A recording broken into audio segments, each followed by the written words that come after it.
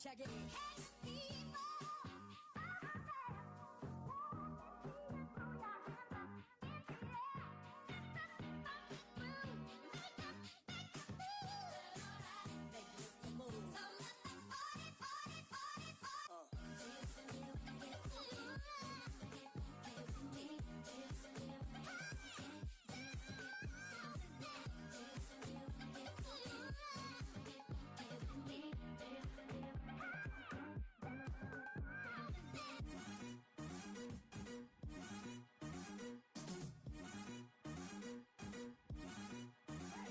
Check it. Oh, I think I got the fever. I'm heated. Pumping up the meter. Want me a ringleader, bad party bleeder. Make this with a storm. Lead after lead after leader.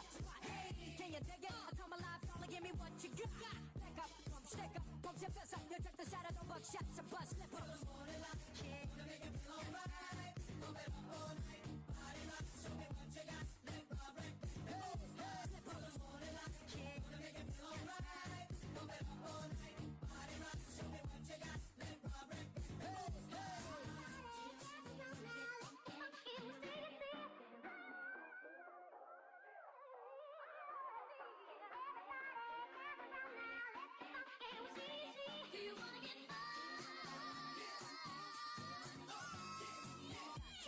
Check it out, check it out, check it, check it out, check it, check it out, check it, check it out, check it, check it out, check it, check it out, check it, check it out, check it, check it out, check it, check it out, check it, check it out, check it, check it out, check it, check it out, check it, check it out, check it, check it out, check it, check it, check it, check it.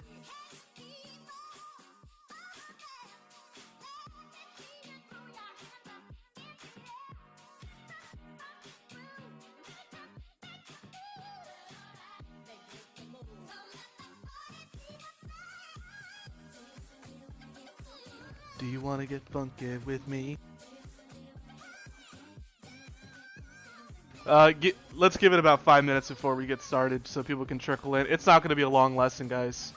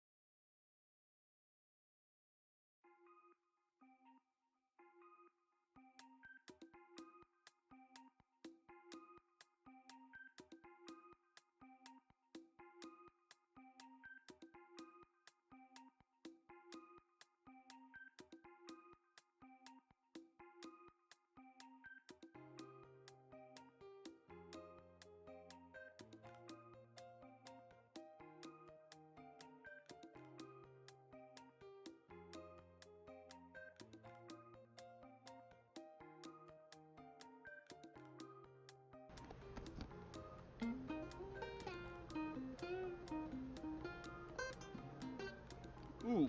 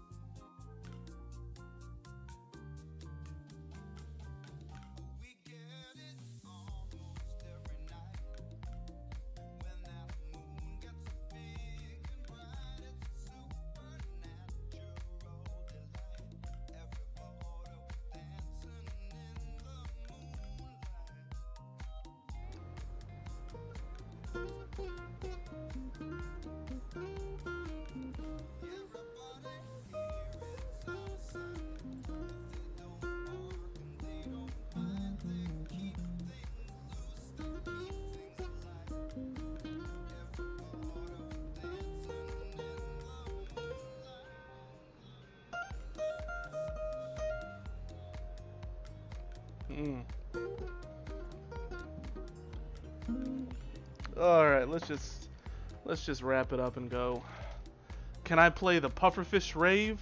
I don't think so, Adam. I don't think so. It ain't gonna happen today, bucko. Alrighty. Let's see who's here right now. I see Adam in the chat. I see Christian. Hello, sir. Bryce. Connor. Garrett. All right. Well, in the meantime, let me see. Uh, Christian asked me for some good biology reads. And so I decided I'd look up some Richard Dawkins, Richard Dawkins' work. Well, some of the work he's published, and he has a bunch. So you know what? Uh, if you can stomach some of Richard Dawkins's more prickly dispositions, then I think some of his books are great reads. Let me go ahead and show this here. The River Out of Eden is an amazing book by Richard Dawkins. I recommend The River Out of Eden. That's a great read. I also recommend The Ancestor's Tale. This is more like a narrative kind of story. Basically, it describes, in sort of a story form, the evolution of our ancestors into modern day species. So, The River Out of Eden is a great read, Christian, as well as The Ancestor's Tale. I mean, all of his books are interesting, and they definitely are really great reads. But I would really start with The River Out of Eden. This is probably probably his most noteworthy or most notable published work. East of Eden is Better by John Steinbeck. Okay, well, you could try that as well. Just to give you some extra reading. And then there is let me see, there's a oh, Brian Greene book. And is it Until the End of Time or Light Falls, Space and Time? There is, I gotta figure out which one it is. But I think one of his books discusses religion as an evolutionary strategy that got human beings to where we are today. I don't know which one it is, but I gotta still find it. I'll take a look. Oh, whoops! Oh, whoops! Whoops! Whoops! Let me let me show this the actual screen. Okay, so there we go. Um, again, let me go back to the Richard Dawkins book. So, where is it? The Ancestor's Tale. That's a great read, and also The River Out of Eden is a great read. Richard Dawkins just has it's an elegant writing style. He has very good prose. It may be a little too wordy at times, but definitely if you're looking for a challenge, any of his works are really good. You can always come to me and ask me about things that were unclear in the book, and I can try to explain them. All right, so let's go ahead and get started. Um, I'm going to open up the book right now, if I can remember where it is. There we go. And let me actually get this recorded, because I had some students that missed. Audiobooks are fine too. Audiobooks are fine too. I listen to audiobooks and podcasts on my way to work.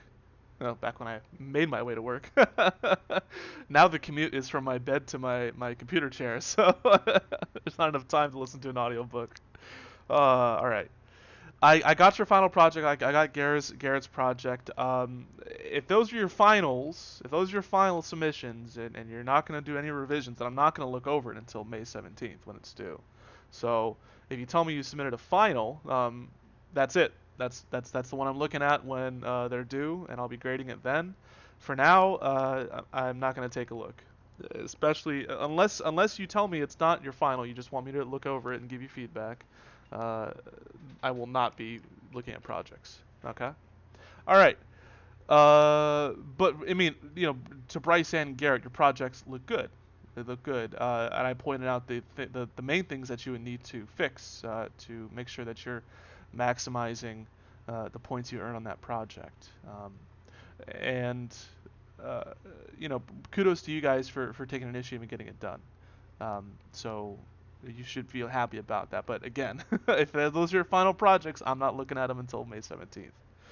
All right, let me start this recording right now, and I'll make this recording available after class to those who couldn't make it today, as well as the third period.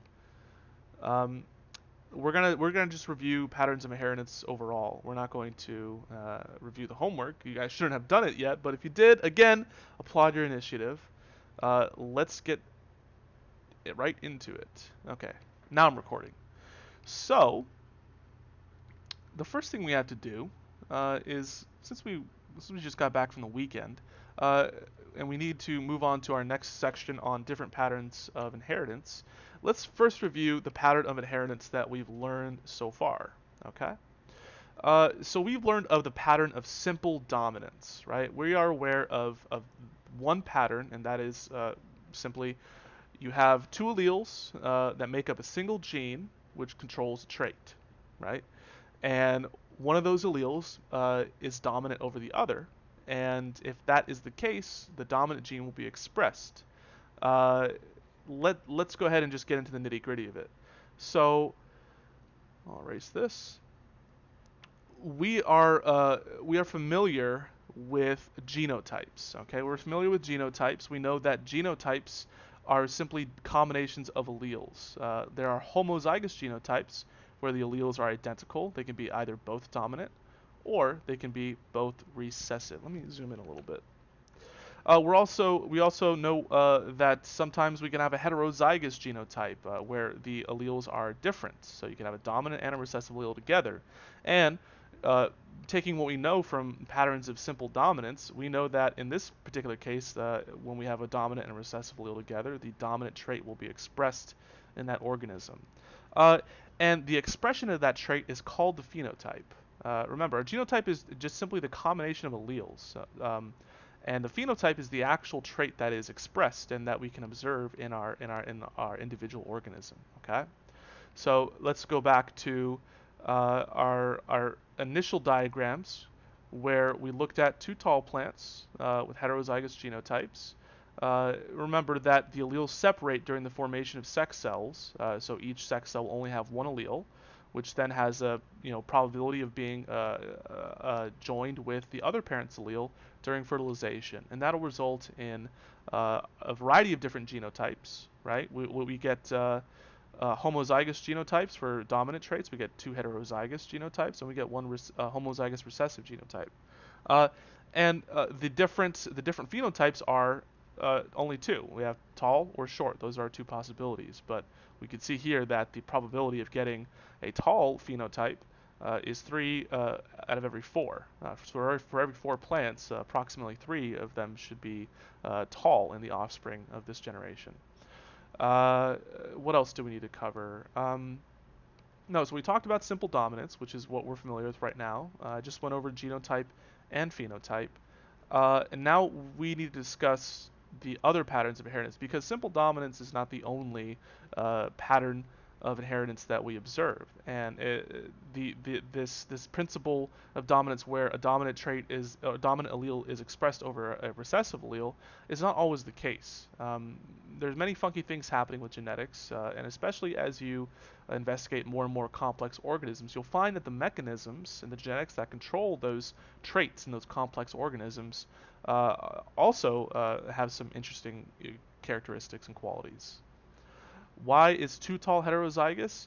Let me explain to you why two of these tall plants are heterozygous. Let's do a Punnett square.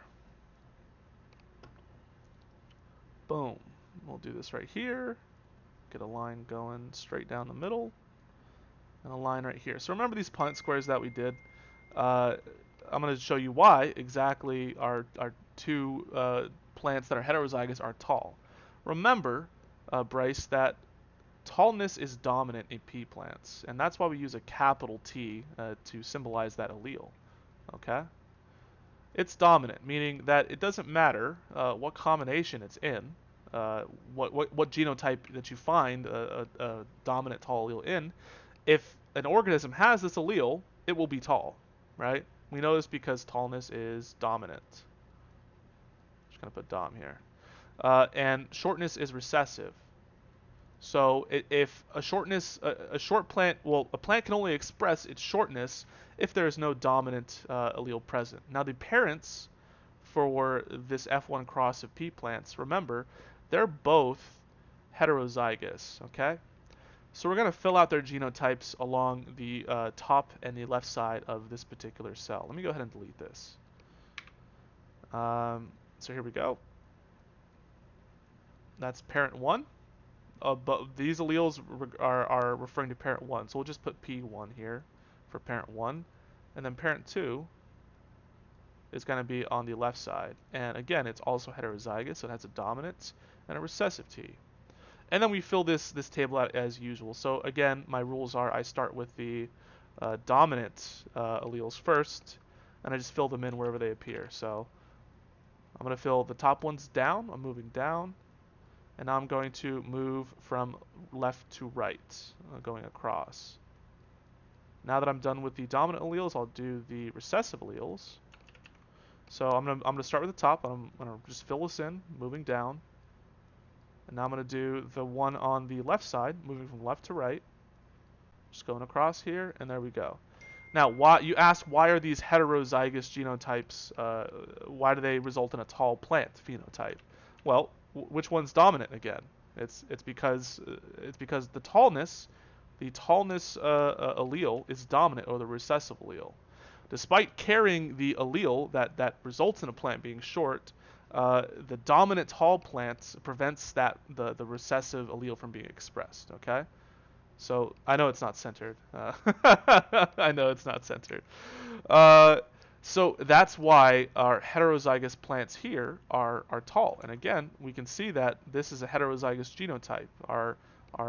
These alleles are not identical. You have a dominant and recessive allele. So this is a heterozygous genotype, and because tallness is dominant, that's why our heterozygous plants are tall. Hopefully, that helps you out a little bit. But let's get back to the matter at hand. We were talking about other patterns of inheritance, so let's jump right in. Now, I'd like to preface this whole lesson. Oh gosh, please! I can't answer this phone right now.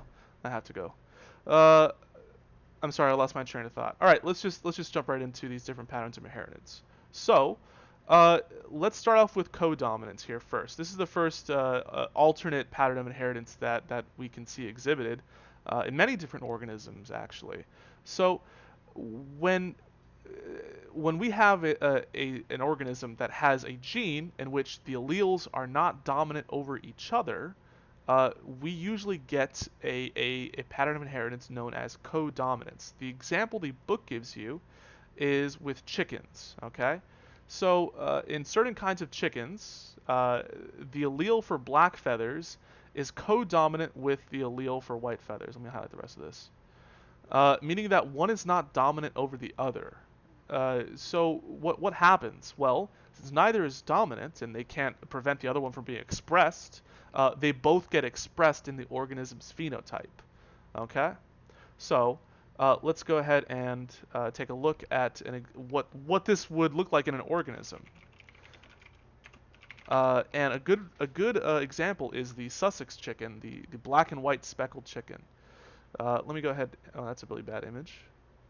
This is the one I used from yesterday, I think. Uh-oh. I don't want to save the image. I want to open it in a new tab. So here is an example of this codominance pattern of inheritance being expressed. The black feathers do not prevent the white feathers from being expressed, and vice versa. Both of them are expressed equally.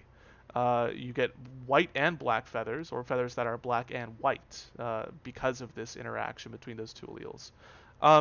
And there's a way I like to refer to. Sorry about that. There's a way I like to refer to this particular pattern of expression, and I like to write that when we're talking about codominance, we're talking about equal and separate expression. Equal, separate expression. I'm going to abbreviate expression right here because I can't draw too fast. So equal, separate expression. They are co-expressing, right?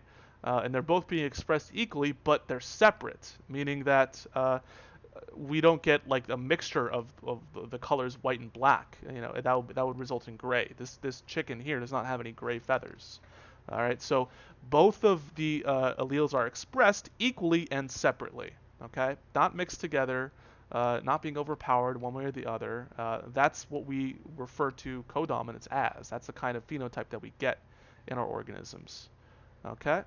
So if we were to do a cross for this particular chicken, it would look a little something like this. Let me go ahead and get rid of this. Ooh. So let's say we have two chickens, and we'll go ahead and put their genotypes here. So we have BB, ABB, and then we have WW. Okay? Now, the allele B represents black feathers, and the allele W represents white feathers. Oops. Geez, I need to get like one of those little tablets and pens so I can write this without seeming like I don't know how to write at all. Okay, so we did not. These are both uppercase alleles, and we use uppercase and lowercase in genetics to indicate whether an allele is recessive or not. So we'll go ahead and erase this. But remember, both of these, neither of these alleles is dominant over the other, right? They can't overpower the other and prevent the other from being expressed.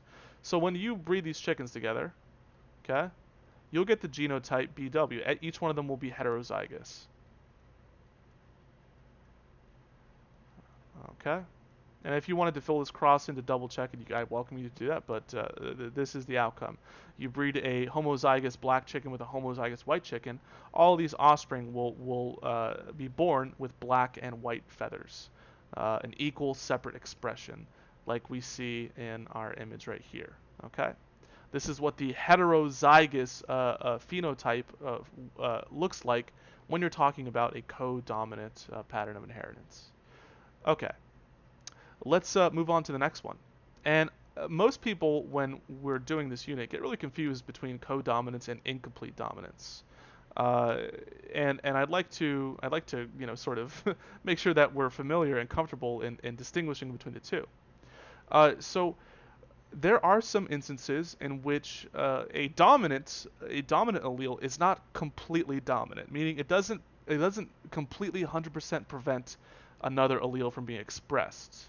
And a great example of this is our 4 o'clock flowers. 4 o'clock flowers have some alleles that control the color of their petals. You have the R allele, which results in the flower's petals being expressed as red, and you have the W allele, which together in a WW genotype will result in the petals of this flower being expressed as white. Okay? Now, it is unclear which one is dominant or dominant or which one is not dominant, but regardless, whichever one is dominant, it's not completely dominant, meaning the other allele is expressed. However, what makes this different from codominance is that it is a mixed expression. It's not a separate expression, right, the way that complete dominance or codominance is, right? Our chicken had an equal expression of black and white feathers with no mixing. If those two colors mix together, you get gray feathers. We don't see that in our speckled Sussex chickens, okay? But we see this in 4 o'clock flowers. So if you turn your attention up here again, we have two homozygous parents, one with two red petal alleles and one with two white petal alleles. And the offspring are all going to have a heterozygous genotype RW. But because this pattern of inheritance is incompletely dominant, the result is these two colors mix together and result in pink. When you take red and white together, you get a pink color. And that's what happens in these plants. So a great way to remember incomplete dominance is that this is a mixed expression. Whereas our speckled chicken was a separate expression. The different black and white feathers were expressed separately. In this case, our petal color is a mixed expression of red petals and white petals, which gives us pink. Okay? So incomplete dominance is a mixed expression. Codominance is a separate expression. Both are equal. Both alleles are expressed equally. It just depends on whether they're expressed separately, as in our chicken with the black and white feathers, or if they are expressed in a mixed format, meaning we take our red petals and our white petals. When you combine those colors together, you get pink. So that is the difference between those two. Okay, that's probably the trickiest part of this section, is just distinguishing between those two particular patterns of inheritance. All right. Okay. Let's go ahead and talk about a couple more patterns of inheritance. And we're going to stop at multiple alleles.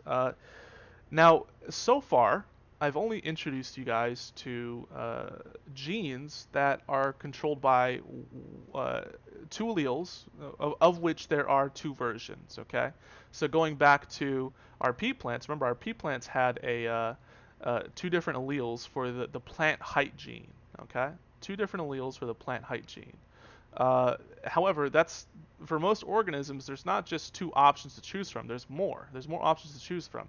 And if we were to write out these alleles separately, I mean, let's say we have a dominant allele and then a recessive allele, but we could have another dominant allele, which we'd label as T1, or a third allele, which we label as T2. Whenever we have multiple alleles, that's usually how scientists like to record them and keep track of them visually, is by adding those little superscripts to their alleles. You're not going to have to worry about that on your test, but I'm just letting you know in case you were interested. There are more than two possible alleles for many genes, especially in complex organisms. For our pea plants, they were very simple. Their genetics were very simple. They only had pretty much two options, or two different alleles for most of their traits. But again, that's not the case for every single organism. When you're looking at rabbits, rabbits have 5 different alleles. It says 4 here. It says 4 right here. But in reality, there are 5 different alleles that control rabbits' coat color. So it's possible. It's possible to get many more combinations when you have 4 different alleles. And how do I know this? Well, it's simple. Let's go ahead and look at. Oops, hold on. If we're talking about just 2 different alleles, sorry guys, I got a little carried away. If we're talking about 2 different alleles, we have 3 possible arrangements of this particular of genotypes with these alleles. We have homozygous dominant, we have heterozygous, and we have homozygous recessive. With only 2 alleles, we have 3 possible combinations. But when we have multiple alleles, it really opens up the different combinations that we can use. So if we were talking about 4 different alleles, I mean, you're talking about an exponential increase in different genotypes, which may result in a lot of various phenotypes as well. And so that's why we see lots of different expressions in the fur color of rabbits. You know, you have rabbits that are completely white, rabbits that are how do I say this? Painted, meaning they have, you know, sections that are different colors. We have rabbits that are gray, brown, chestnut in color, so on and so forth. And that's because there are more options for alleles than just 2. Okay. I wanted to show. Nah, we're okay. Another example of a gene that has multiple alleles would be blood type. So actually, we could probably do that.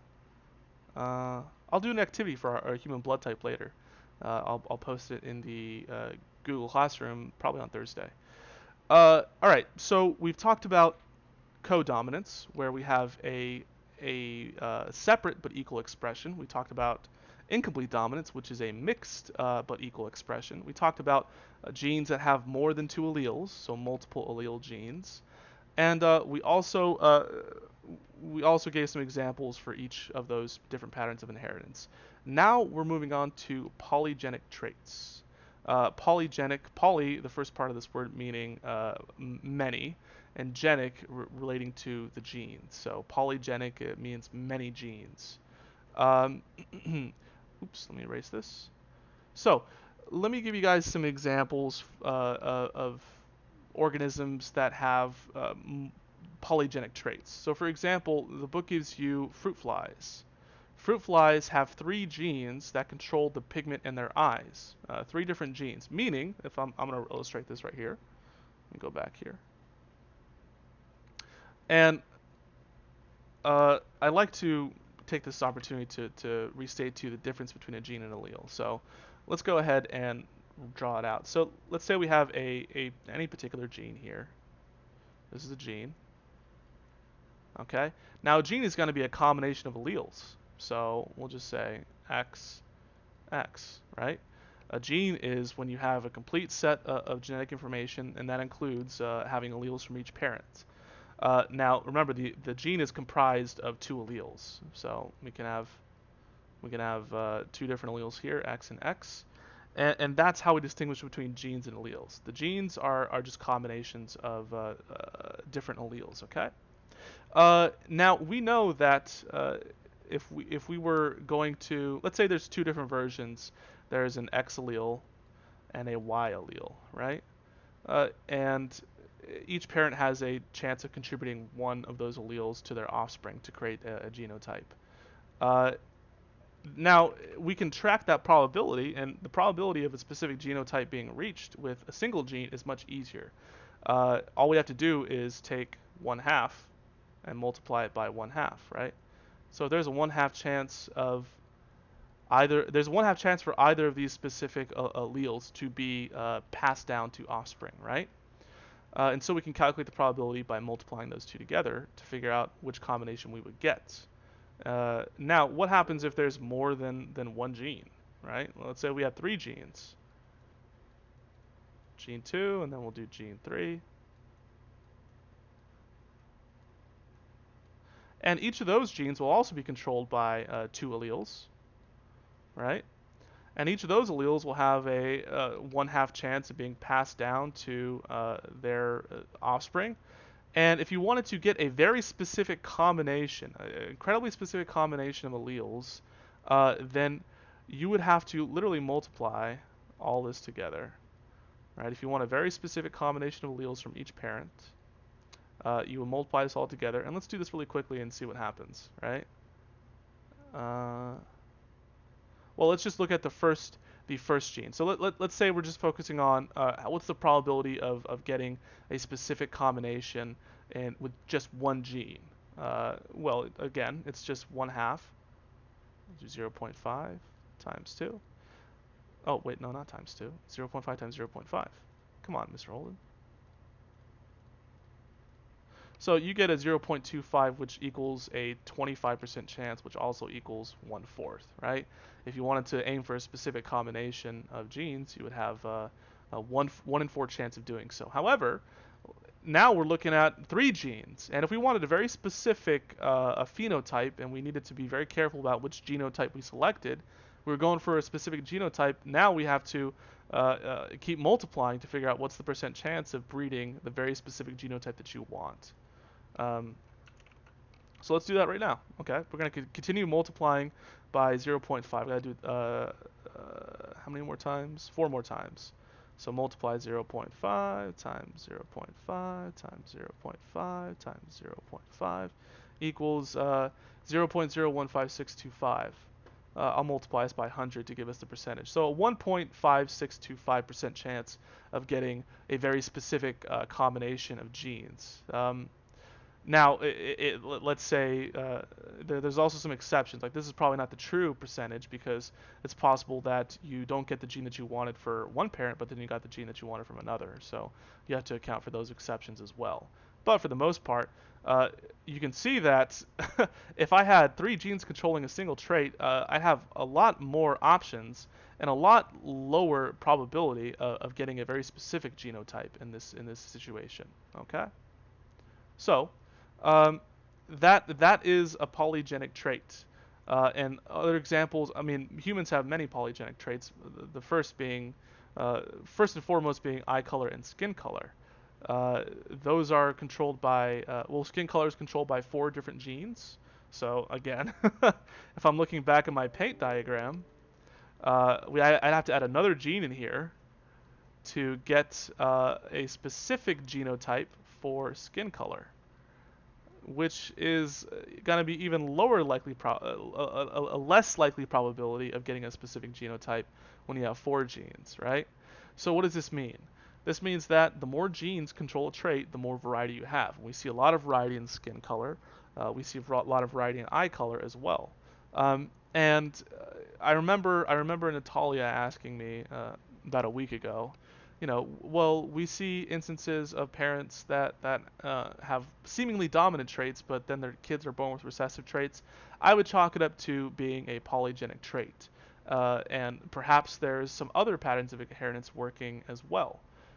So we can have a trait that is controlled by multiple genes, and each of those genes can display their own patterns of inheritance as well. Like we can have codominance and incomplete dominance in multiple genes of a polygenic trait, and that might give us even more variability as well. Um, so that pretty much does it for those different patterns of inheritances. We're stopping at polygenic traits. However, we have a few more things to go into before we're done.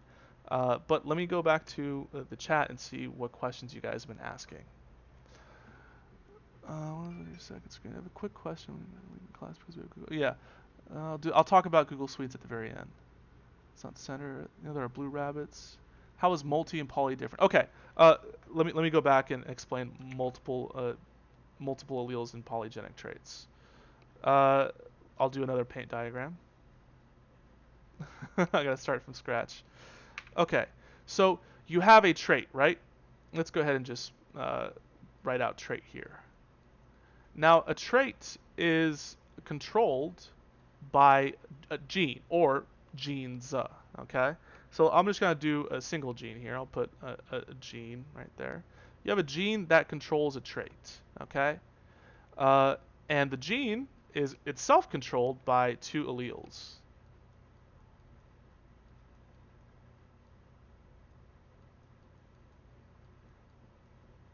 Now, in the lessons we discussed so far, the pea plants that Mendel was working with typically only have two possible alleles for their different genotypes and phenotypes. So they'll have allele A and allele B, right?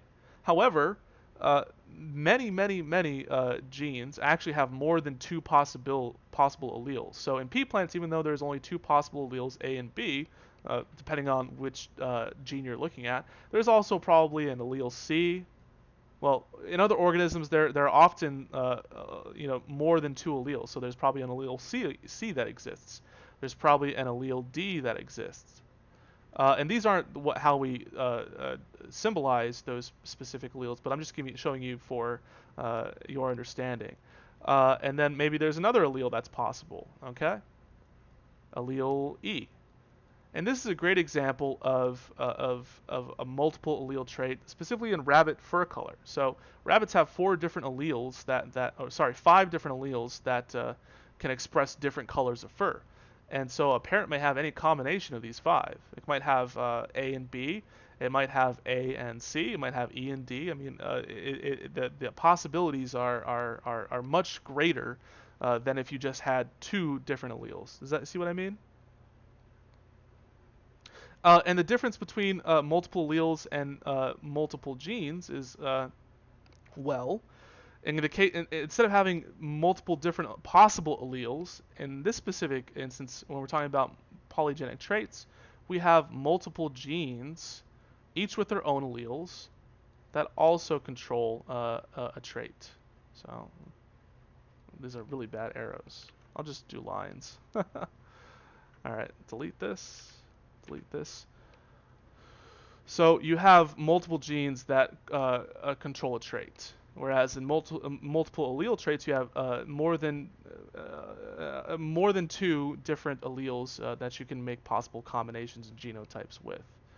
Does that make sense, Bryce? Did I answer your question effectively? So again, this right here, when you have multiple genes that control a trait, this is a polygenic trait. Okay. However, when you have a gene that has more than two possible alleles that can make up its genotype, then you're looking at a multiple allele trait. So that is the difference there. Okay?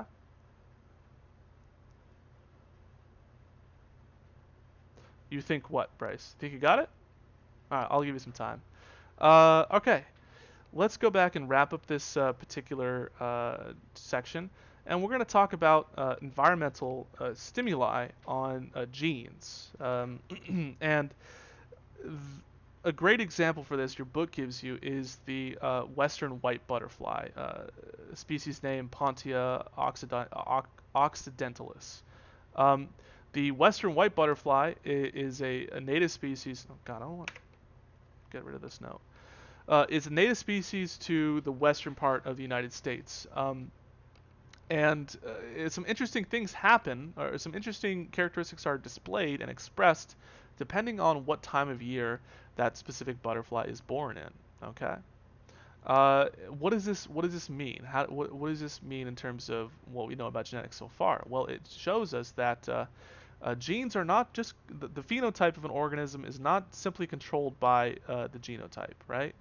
There are other factors that can affect the phenotype. Remember, the phenotype is the appearance, right? That is whatever characteristic is expressed depending on the genes. But what the western white butterfly shows us is that there's also influences by the environment that control the phenotype, not just the genes itself.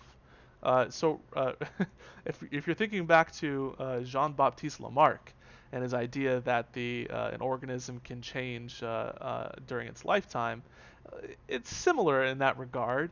But I think the main way that we move away from Lamarck's ideas when we're talking about this specific concept is that it's not necessarily controlled directly by the organism. So, how does the environment influence the western white butterfly? Well, let me explain it to you. Basically, they will mate and will lay eggs and will reproduce in different seasons. So they'll reproduce in the summer, they'll reproduce in the fall, they'll reproduce in the spring. Um, and what happens is we get different colors depending on what season, well, sorry, different wing colors of these butterflies depending on what season they are born in. So this is interesting. Individuals that might have completely identical genotypes will have different phenotypes or different appearances depending on the time of year that they're born. What is causing this? Okay, what is causing this? Well, it's been determined, or there's evidence to support that temperature has an effect on the color of the wings, and not only temperature, but also perhaps the amount of light that the eggs or the larva or the juvenile butterfly, the adult butterfly is exposed to. So temperature and light may play a role in what pigment or how much pigment is produced in these butterflies' wings. And let me just if this is confusing to you for whatever reason, let me ask you a question.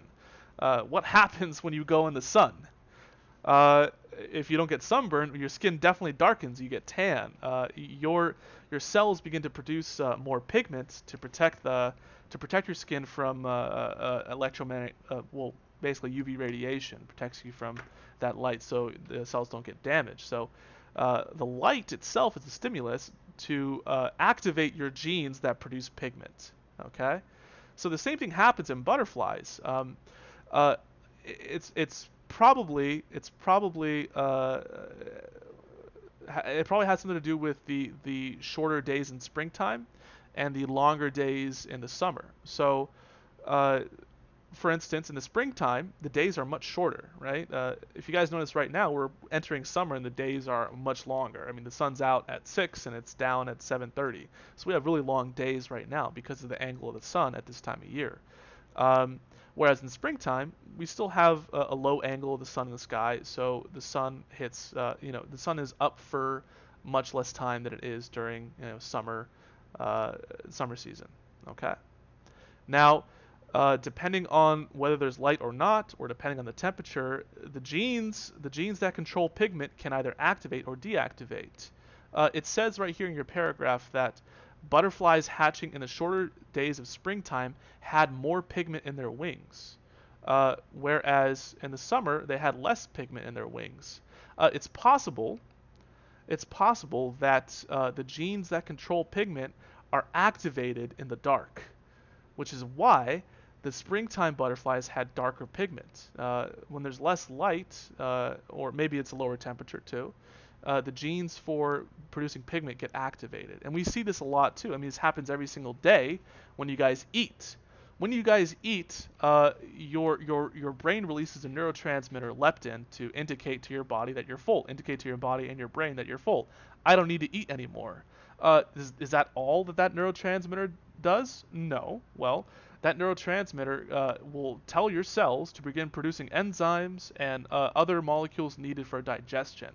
So the presence of leptin in your body will trigger your cells to start making all the tools needed to digest the food you just ate, okay? And in order for them to be produced, the genes that control their production have to be activated. So your body is signaling to your cells to activate the genes to produce digestive molecules and materials, okay? Uh, the same thing happens like again when you're in the sunlight. When you're in the sunlight, the light itself activates your genes for producing pigment, and your cells begin to do that. Okay, genes can be activated or deactivated depending on environmental stimuli. So, despite everything we've talked about, when we discussed how just the phenotypes and the characteristics we see are related to specific genotypes, it's possible that the environment also plays a role in whether certain genes get activated or not. Okay, so keep that in mind moving forward. It's possible to have two individuals with the same genotype but vastly different phenotypes depending on the environmental stimuli that have been exposed to each individual. Okay? Yeah, that's why in the spring butterflies look darker. It makes sense for them to be darker. In the lower light levels, if they were bright colored, they'd probably be easy to, their contrast would make them stand out. But during the springtime, they're probably going to be darker as a way to avoid being caught by predators.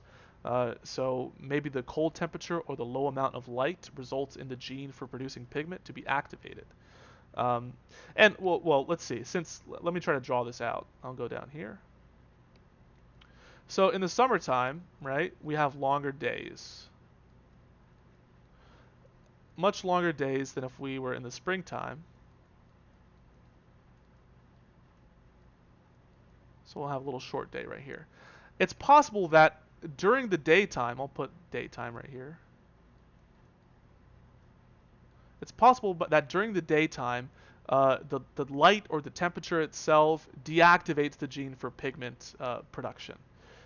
So that gene can only be activated at a lower temperature, or it only activates when there's no light present.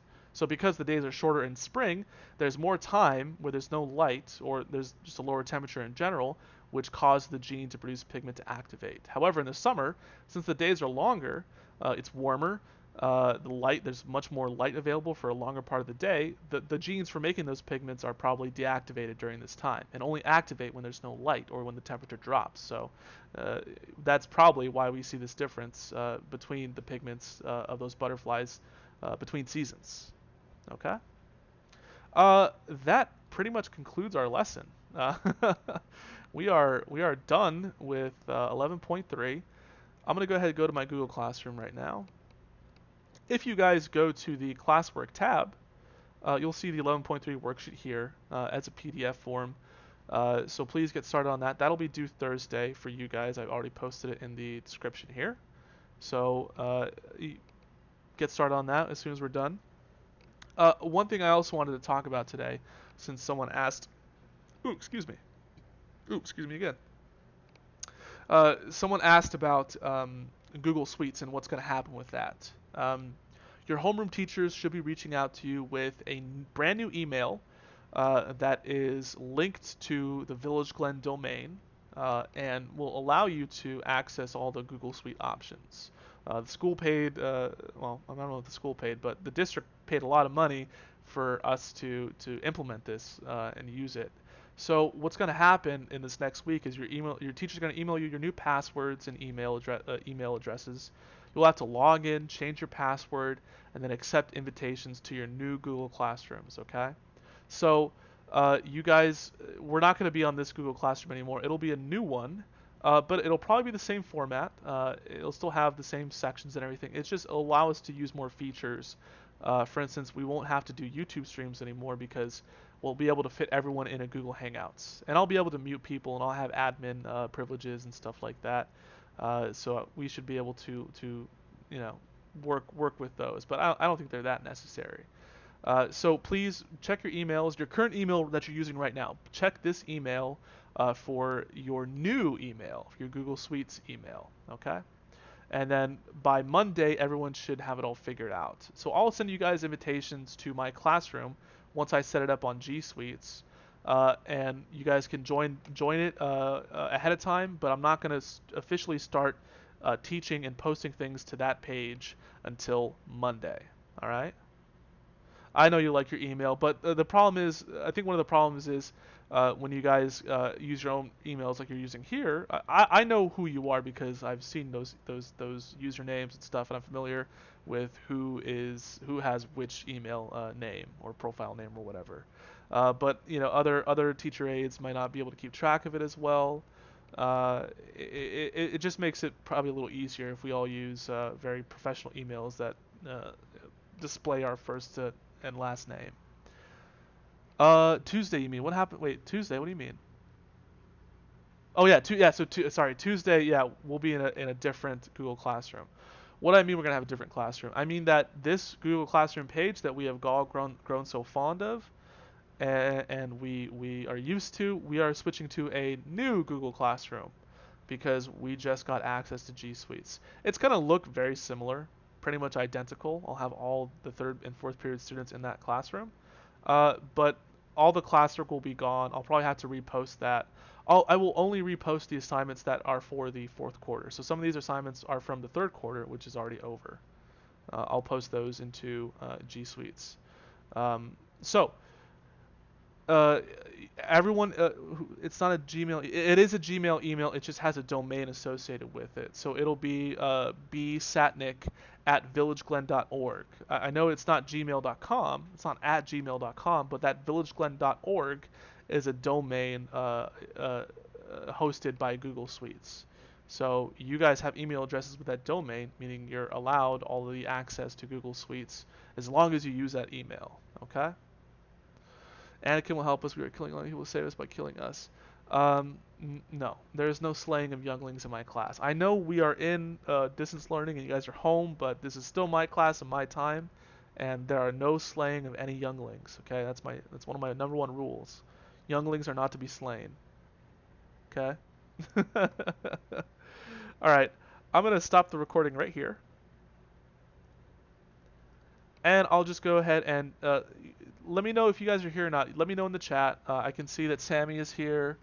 That's the only new person that I noticed, but I see 11 people here. So type out in the chat if you're here so I can mark you present. That way I can send my attendance and be done with it. Something secret. Hello, ooh, that doesn't help me at all. Something secret. No idea. Why don't you email? So we don't email you anymore on emails. Uh, Okay, Michael's here. You can still email me from that email. I'm gonna respond to it, but when I would need to reach out to you, I'm going to email your villageglen.org emails, the new ones that were just made for you. You can email me using your current email, but I'm gonna always reach out to you with that new villageglen.org email. Starting next week, obviously. I'm gonna keep corresponding on your current emails, but next week I'll be only sending stuff to your villageglen.org emails. Okay? So Michael's here, Nathaniel's here. Something secret. I don't know who something secret is. I have no idea who that person is. Who is it? Let's find out. Something secret? They're not in my class, apparently. Something secret. Nope. And another reason why I want to do Google Hangouts is because I'm getting random people here that I have no idea who they are. Alright, is Natalia here? Hope Natalia is not something secret. That would be weird. Don't picture Natalia being the type of person to type out or say ooh woo. Okay, let me just double check this. Here's my attendance. Here we go. Period 4. Is something secret, is that Robert? Yeah, you'll still get to use Google Docs on Google Suites. Okay, so I don't see Robert. I don't know about Darian. Sammy's here. Nathaniel, Garrett, Christian, Adam, Michael, Connor. I don't know about Natalia. Where's Nat? Eh. Maybe she didn't get the email again. So if you're not getting the emails to about my post on Google Classroom, just go straight to the Google Classroom itself and get the link there. So Natalia, uh, just keep checking your email if you're here. All right, guys. I'm gonna go ahead and close this stream. She is in Vomir. What is Vomir? She is in Vomer. What's that? What does that mean, Connor?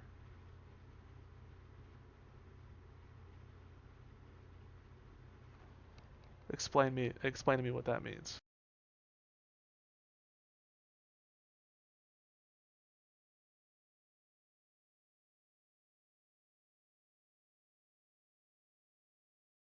She is in Avengers. Oh my god. Okay, never mind. Ah! Marvel stuff. I get it. I get. I know it. I get it. I just don't remember that. That's Natalie Portman, not Natalia Portman. Just letting you know, Adam. I can get the Star Wars references. The Avengers ones are lost on me because I'm not a big fan of the Marvel franchises. All right, Coruscant. All right, let's go ahead. Jeez. Stop it, Adam.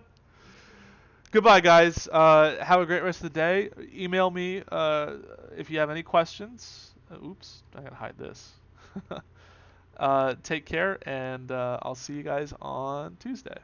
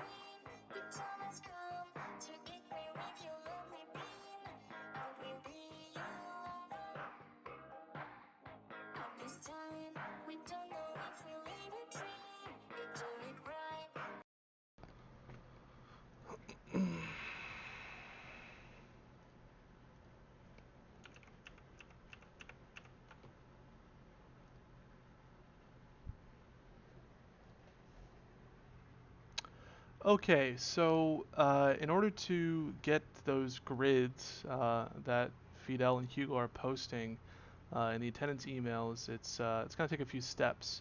Um, I was attaching my work through Word for a while, but I guess we're not doing that anymore. So here is how to get those nice tables into Microsoft Outlook. So here is my starting document. I just made separate tables for each class, and I put them on one page to be neat. But there's a way to get these into Excel really easily and make them nice and neat. So first off, I'll include this document as an attachment, and you guys can go in and delete these names and edit them with your respective. Oops, I don't want to format Painter. Fill them in with your respective students for each class. Once you do that, you'll be able to. Oops, let me Control Z that. Yeah. Once you do that, you'll be able to get this into Excel. So the first thing we're going to do. Oh, let me stop that.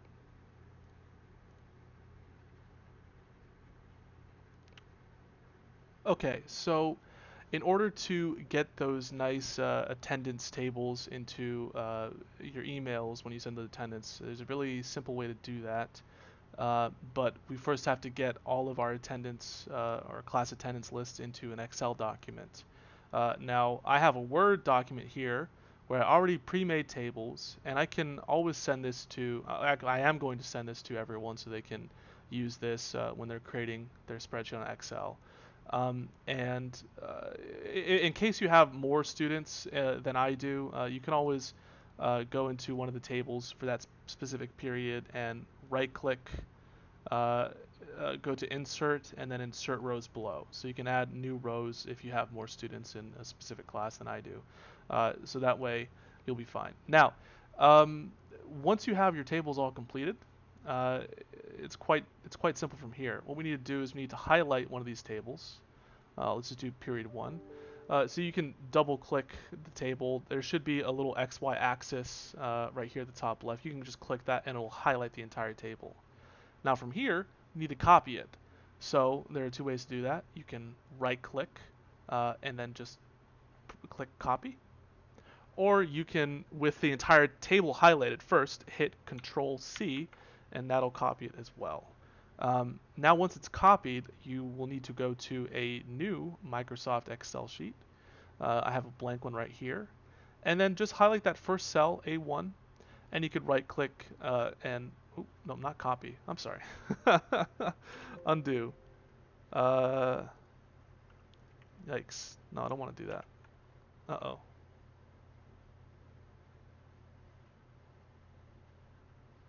Okay. Hold on a second. All right.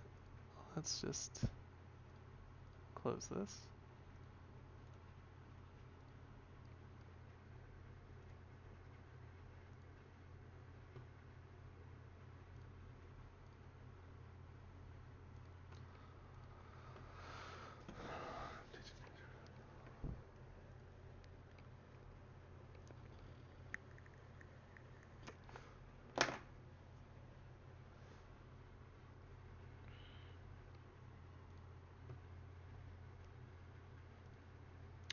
Okay, so here is how to get those nice tables into the attendance emails that Fidel and Hugo have been sending. Um, it's quite easy once you get the hang of it, but let's just start from scratch, assuming that you have nothing. Right here is what I've been using for attendance. I just have a Word document with tables for each period, and just been attaching that. But uh, Deb wants us to put them in the actual email itself, so here's how to do that. First things first, I will send this document to everyone so that they can go through and change the students for their different periods so that it matches their rosters. And one thing you can do in case you well, let's say you have more students in a class than I do, you need to add more cells. Well, just right click the last cell of the table, go to where it says Insert, and then select Insert Rows Below. And it'll insert rows below, and you can keep doing that. Sorry, insert rows below. You can keep doing that as many times as you need to until you have all the students for that class in a single table. So what do we do now? Well, it's in a Word document, and in order for us to get it into Excel, we need to copy paste it over. So I have a blank Excel table ready to go, and I have my tables all completed. So first things first, we'll do this one at a time, one table at a time. You can click on the table, maybe double click it sometimes, and you'll get this little XY axis at the top left. If you click that, it'll highlight the entire table. From here, you can right click and then just click copy. Or if you know the keyboard shortcut, you can hit Control C, and that'll copy it as well. And now the table is copied. You can move over to your Excel sheet and put the table on the spreadsheet itself. So I'm just gonna go right here. I'm gonna highlight that first cell, A1, and you can either right click and then paste options. I would keep the source formatting. If you go to destination formatting, it gives you really plain looking spreadsheet. So I keep the source formatting just because I want to keep it neat. So I'll keep source formatting, and now I have my table in Excel. But you notice that it looks kind of squished right here, which might be problematic if you want to keep it nice and kind of condensed, not elongated. There's a way to do that. So first off, you'll need to go up to where you have your different columns. They're numbered or they're lettered right here. Go ahead and go between the A and the B column. You'll get this bar with arrows going to the left and right. Click and hold, and then drag it until the names all kind of fit in a single line. And from here, you can format it even further by highlighting. I click, hold, and drag until I have the entire table highlighted, and then if you are on the Home tab of your Excel menu, you can go to where it says Cells here. Click on Format, and then Auto Fit Row Height. So this will redistribute the space in each cell so that it's identical. So when I click this, now it's nice and condensed, and it looks very pretty. And you can do this for all your classes. So I'll go ahead and do it for second period as well. Again, I'm going to click on the table until I get the XY axis here. And I will hit Control C to copy it. Sorry for the sound effects. I'll go back here and I'll just I'll skip a cell and I'll go straight to 15. So I'll leave a space in between. I'll hit Control V to paste it, and it's already going to be formatted the way you formatted the first table. So you can just keep doing this. It'll automatically, well, if you have the newer version of Excel, that is. Keep going down, pasting the tables, and there you go. So now let's say I want to post this or post these tables into an email. Well, first thing we got to do is have an email ready to go. So here I have a blank email, and in the subject, make sure that your cursor is in the subject. Go ahead and find your Excel spreadsheet.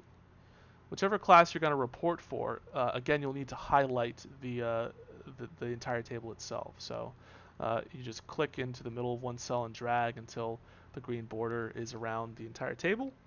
You'll copy it either with right-click copy, or you'll Control C again, and it'll give you this little kind of dotted animated border.